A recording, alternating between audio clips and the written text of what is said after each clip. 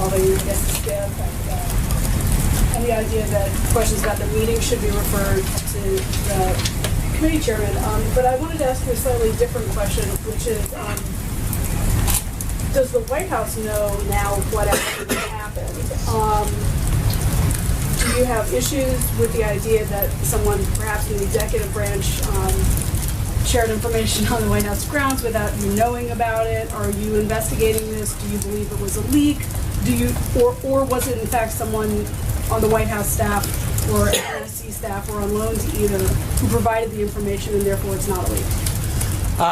So obviously all of what I know has been available through public comments. I know that Chairman Nunes has confirmed that he was on White House grounds Tuesday, and frankly any questions regarding who he met with or why he was here should be referred to him. I've seen some of the comments that he's made to your outlet in particular about who he met with, and I would refer you to his comments that he's made. I'm not going to get into who he met with or why he met with them. I think that's something that he has been very, very clear, and I'll let him answer.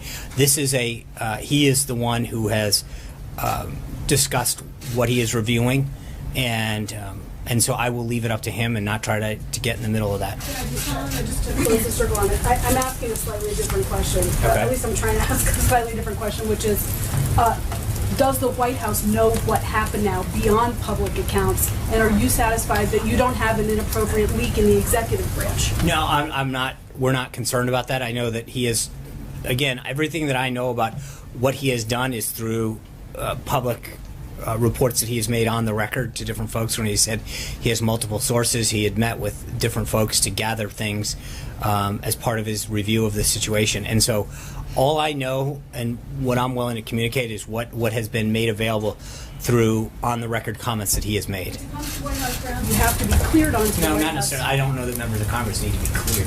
But wouldn't the White House want to know? Again, I think there's a difference. He's doing a review, and it's not something that we're going to necessarily get in the middle of or get in the way of. It's part of it is to let him review and have conversations and look at things that he thinks are relevant.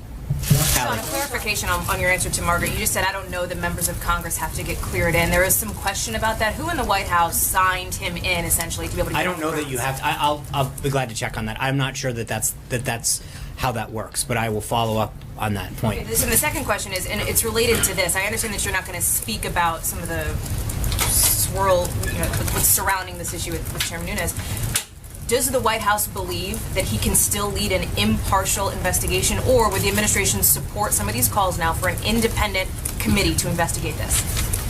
First of all, I would question what this is, because as I've mentioned countless times from this podium, there's two issues at hand. There's multiple. There's, number one, there's any action with respect to Russia itself, and every single person that's been briefed by Director Comey in particular and the FBI has said there's nothing there. What he is looking into are two things that we are aware of because of the pleas that we have made. One is the leaks of classified and other information that have come out, and two is whether or not there has been people that have been unmasked and whether or not there's surveillance security. I don't know why we stand by the original request that was made, and I think Director Comey in open testimony the other day talked about what the FBI is looking into. So I think we, have a lot of people looking into this whole situation. Sean, will the administration will the White House pursue a leak investigation into whoever is giving Chairman Nunes this information if it's in the executive branch? At this point, we're letting the review of this situation proceed, and we can address that after he decides to be clear about that. Why is this leak okay, but other leaks are not? It's not. I think there's a difference between a leak and someone pursuing a review of a situation that they have determined. That's not. There's a difference between a leak, someone leaking out to reporters for nefarious, to take classified information and share it with people who aren't cleared. Chairman Nunes is cleared. He is the chairman of the Intelligence Committee. Someone who is cleared to share classified information with somebody else cleared is not a leak. Zeke. I have two for you. Just a quick housekeeping note. At the beginning of the briefing, you read out the State Department statement on the protests and arrests in Russia. Does that reflect the White House's views sometimes? That reflects the view of the United States government. Okay. Just want to clarify that. And secondly, back on, you mentioned that there were lessons learned off of what went down last week, the last several weeks around healthcare. Could you go into some specifics of what some of those lessons are in terms of the president talked a lot about, he learned a lot about loyalty, I think is one of the lines he used on Friday. does he believe that some members of his party are no longer loyal to him? What are some of the lessons? No, I'm not going to go through. I mean, obviously, this is an internal thing that we discussed, but I will say that we look at things like everything from who we met with and when we met with them to whether or not we should have how everything was rolled out and what organizations were met with, what commitments were met and when. And there's a lot that goes into this, and you look at whether or not that's applicable to another situation, whether that's unique. But obviously, yeah, you do look at some of the individuals that you met with, both in terms of timing, in terms of commitment, in terms of substance, and evaluate just the process itself, but then also to some degree the individuals and whether or not that is someone that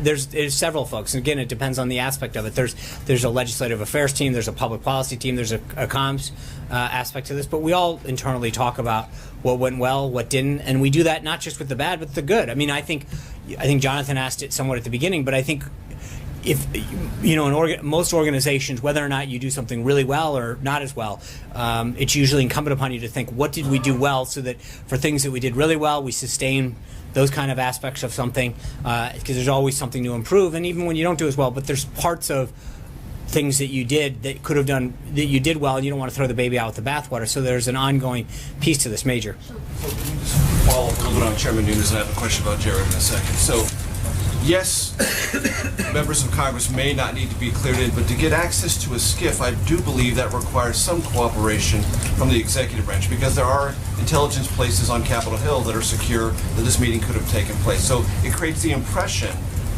that Chairman Nunes came over here and with some degree of cooperation with this White House was able to carry out this meeting and then make the announcement that he did, which is perceived by some, most of them Democrats, I'll grant you that it was trying to be helpful to this president and this administration. So it appears there was some degree of cooperation in this process that the White House granted Chairman Nunes, making it not just an investigative action, but a cooperative one. Right. So I would refer you to two things. Number one, we've asked both of these entities, both the House and the Senate Intelligence Committees, to undertake this review. So it is partially at our request that they're looking into this.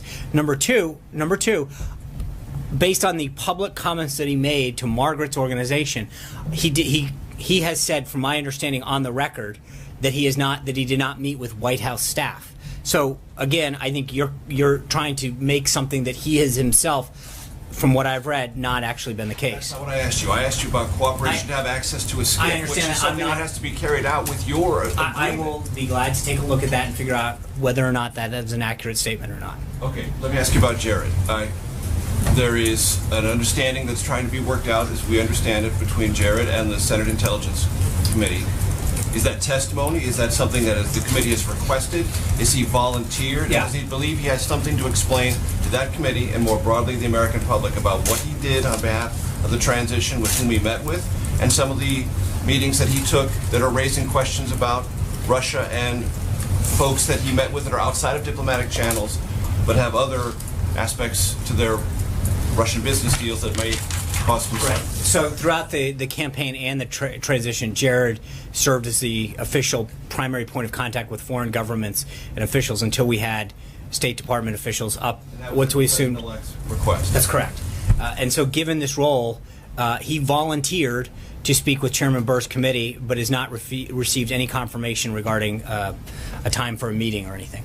Is this going to be a private meeting, or is this going to be? I don't know. And what is he trying to accomplish with that? I think, based on the questions that surround this, he volunteered to go in and sit down with them and say, hey, I'm glad to talk about the role that I played and the individuals I met with. But again, remember, given the role that he played both during the campaign and during the transition, he met with countless individuals. That was part of his job. That was part of his role. And he executed it completely as he was supposed to. And so he doesn't believe he owes the American public an explanation. For what? Doing his job? Meeting with? But you're acting as though there's something nefarious about doing what he was actually tasked to do. It's not every day that someone in a senior position like Jared's volunteers to go talk to the Senate Intelligence Committee about an investigation dealing with meddling by a foreign power. Right, and I think based on the media frenzy around this, and I'm answering it. And I'm just saying to you that based on the media